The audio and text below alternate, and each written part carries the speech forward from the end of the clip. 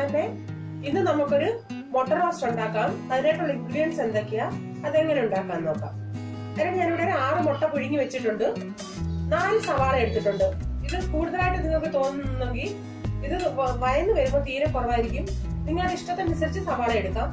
പിന്നെ 2 തക്കാളിക്ക ചെറുതായിട്ട് അരിഞ്ഞത്, ഒരു 10 അല്ലിയോളം വെളുത്തുള്ളി വട്ടത്തിൽ അരിഞ്ഞത് ചെറുതായിട്ട്, ഇഞ്ചി ഒരു കഷണം ചെറുതായിട്ട് അരിഞ്ഞത്, 3 പച്ചമുളക്, മഞ്ഞൾപ്പൊടി 1/2 ടീസ്പൂൺ, ഗരം മസാല 1 ടീസ്പൂൺ, മല്ലിപ്പൊടി 1 ടേബിൾ സ്പൂൺ, മുളക് പൊടി 3/4 ടേബിൾ സ്പൂൺ, ഉപ്പ് ആവശ്യത്തിന്, പിന്നെ കറിവേപ്പില ഒരു 3 തണ്ട്, പിന്നെ ഓയിൽ ആവശ്യത്തിന്. നിങ്ങളുടെ ആവശ്യം അനുസരിച്ച് എരി കൂട്ടുകയും കുറയ്ക്കുകയും ചെയ്യാം. ഇനി ഇതെങ്ങനെ ഉണ്ടാക്കുന്നതെന്ന് നോക്കാം. കടായി വെച്ച് അതിൽ നമുക്ക് കുറച്ച് എണ്ണ ഒഴിച്ചു കൊടുക്കാം. കുറച്ച് മതി.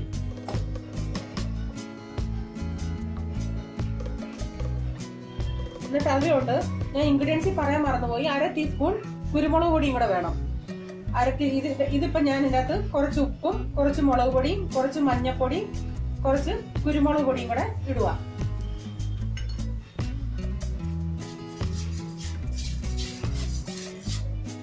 അതിലോട്ട് നമുക്ക് ഈ മുട്ട ഇട്ട് ഒന്ന് വഴറ്റിയെടുക്കാം.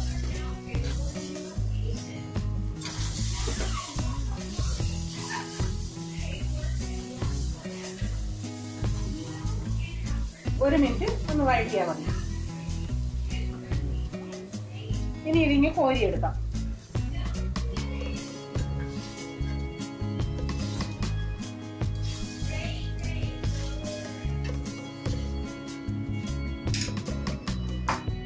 ഇനി കുറച്ചുകൂടെ എണ്ണ ഒഴിച്ച് നമുക്ക്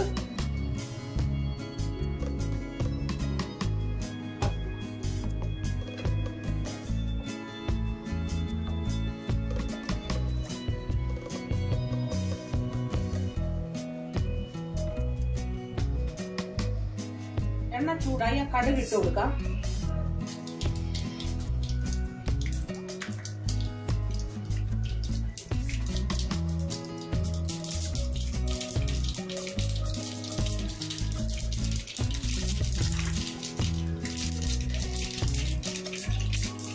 കറിവേപ്പില ഇട്ട് കൊടുക്കാം.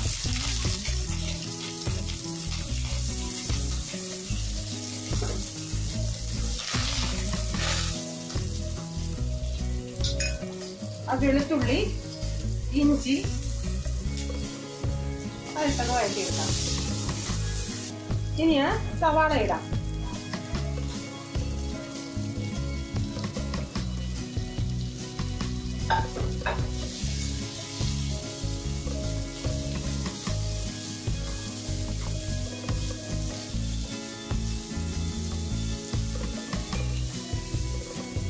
കുറച്ച് ഉപ്പിട്ട് കൊടുക്കാമേ.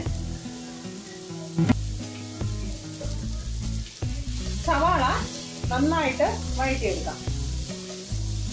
ബ്രൗൺ കളറാണ്.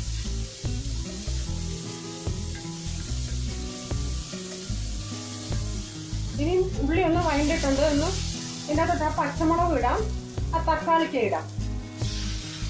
എന്നിട്ട് ഇത് നല്ലതുപോലെ തക്കാളിക്ക നല്ലതുപോലെ മെൽറ്റ് ആവണം.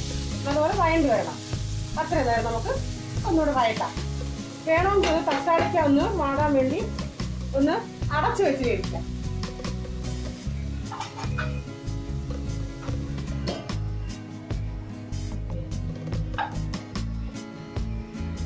തക്കാളി കിടന്ന് നമുക്ക് ഇളക്കാം. മുക്കാലും ഇതിപ്പം വഴന്നിട്ടുണ്ട്.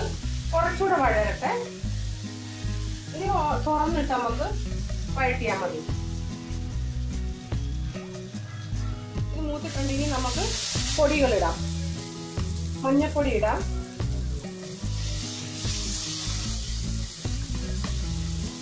മല്ലിപ്പൊടി ഇടാം,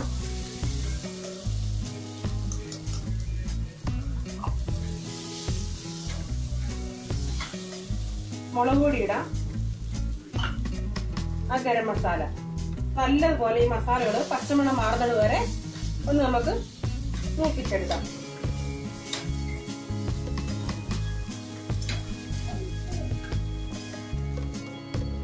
ഇനി ഇതിലോട്ടൊരു സ്വല്പം വെള്ളം ഒഴിക്കാം.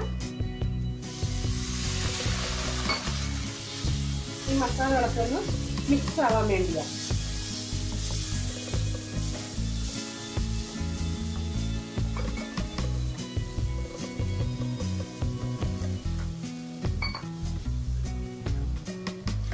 ഇനി നമുക്ക് ഉപ്പ് നോക്കാം. ഉപ്പ് ഇടാം. ആദ്യം ഉള്ളിക്കകത്ത് ഉപ്പിട്ടേ ഒരു സ്വല്പം ഉപ്പിടാം. മുട്ടക്കകത്തും ഉപ്പിട്ടതാ.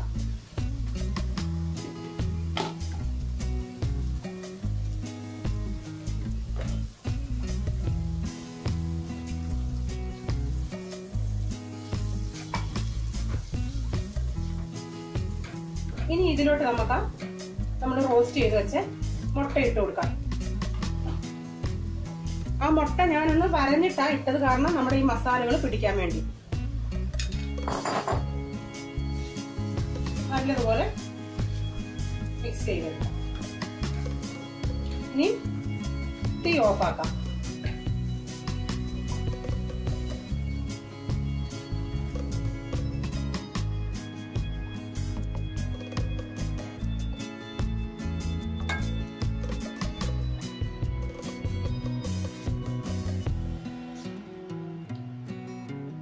നമ്മുടെ എഗ് റോസ്റ്റ് റെഡി ആയിട്ടുണ്ട്.